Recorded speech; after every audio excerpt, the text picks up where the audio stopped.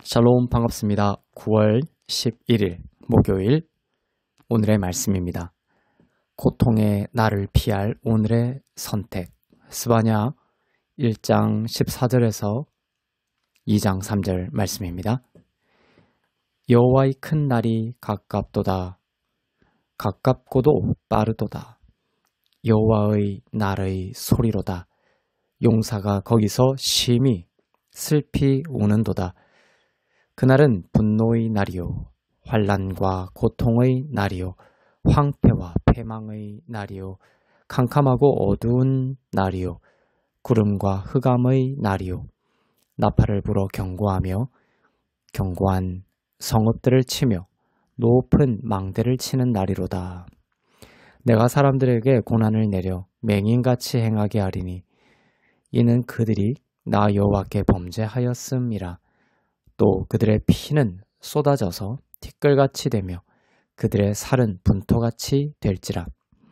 그들의 은과 금이 여호와의 분노의 날에 능히 그들을 건지지 못할 것이며 이 온 땅이 여호와의 질투의 불에 삼켜지리니 이는 여호와가 이 땅 모든 주민을 멸절하되 놀랍게 멸절할 것임이라. 수치를 모르는 백성아 모일지어다 모일지어다. 명령이 시행되어 날이 겨같이 지나가기 전에 여호와의 진노가 너희에게 내리기 전 여호와의 분노의 날이 너희에게 이르기 전에 그리할지어다. 여호와의 규례를 지키는 세상의 모든 겸손한 자들아 너희는 여호와를 찾으며 공의와 겸손을 구하라. 너희가 혹시 여호와의 분노의 날에 숨김을 얻으리라. 아멘. 우리가 잘 아는 복음 구절이 있죠. 요한복음 3장 16절인데요. 하나님이 세상을 이처럼 사랑하사 독생자를 주셨으니 이는 저를 믿는 자마다 멸망치 않고 영생을 얻게 하려 하심이라 입니다. 이 구절은 성경을 복음적으로 읽을 수 있는 나침반 같은 구절 중에 하나입니다. 멸망치 않고 영생을 얻게 하려는 것이라는 말씀에서 모든 인류의 동일한 처음 자리를 확인할 수 있습니다. 바로 멸망입니다. 사람은 멸망할 자로 태어납니다. 예외가 없습니다. 태어나서 남들보다 탁월한 공적을 세우고 기부도 많이 하고 위인전에 오를 만큼 뛰어난 평판을 얻어도 하등 달라질 것이 없습니다. 바꿀 수 없습니다. 멸망의 운명이죠. 모든 인류의 멸망당할 운명에 대한 이야기를 오늘 1장 14절부터 18절까지 스바냐 선지자를 통해 하시면서 그 멸망으로부터 건짐을 받는 유일한 길을 2장 1절부터 3절에서 함의하여 알려주고 있는 것입니다. 장차 그 멸망의 운명이 확정될 날이 여호와의 날이라는 단어로 표현됩니다. 예수님이 재림하실 때 최후 심판의 시간을 말합니다. 여호와의 날은 분노의 날이요 환난과 고통의 날이요 황폐와 패망의 날이요 캄캄하고 어두운 날이요 구름과 흑암의 날이라고 15절에서 말씀합니다. 고난이 내려 맹인같이 행하게 될 것이고 그들의 피는 쏟아져 티끌같이 되고 그들의 살은 분토같이 될 것이라고 합니다. 은과 금도 그 날을 견디지 못할 것이라고 합니다. 이 땅의 모든 주민이 멸절될 것이라고 합니다.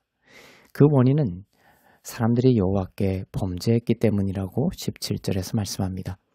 하나님과 분리된 존재가 되었기 때문입니다.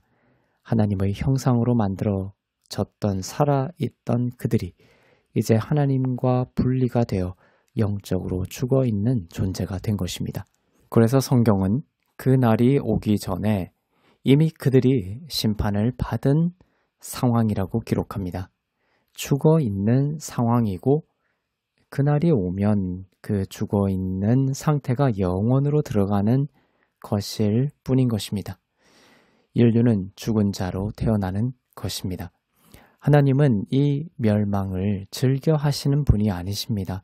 어떻게든 그들을 구원하시려는 것이 하나님의 사랑의 마음입니다. 그 구원의 방법은 유일합니다. 오늘 본문을 보면 명확하게 나와 있지 않고 함의적으로 나와 있는데 우리는 잊지 말고 예수님을 믿는 것을 통해서만 구원을 받을 수 있다는 것을 기억해야 합니다.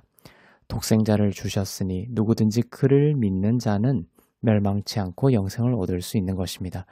그래서 오늘 본문에 구원의 방법으로 나온 3절과 같은 말씀도 이 나침판을 기준 삼아 해석을 해야 하는 것이죠. 이렇게 되어 있습니다.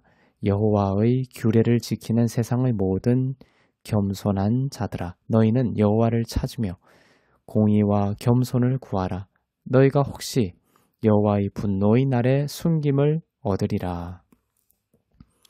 마치 인간의 힘으로 무엇인가를 애쓰면 구원의 방법이 있는 것처럼 기록되어 있지만 그것이 불가능하다는 것을 함의하고 있는 문장들입니다.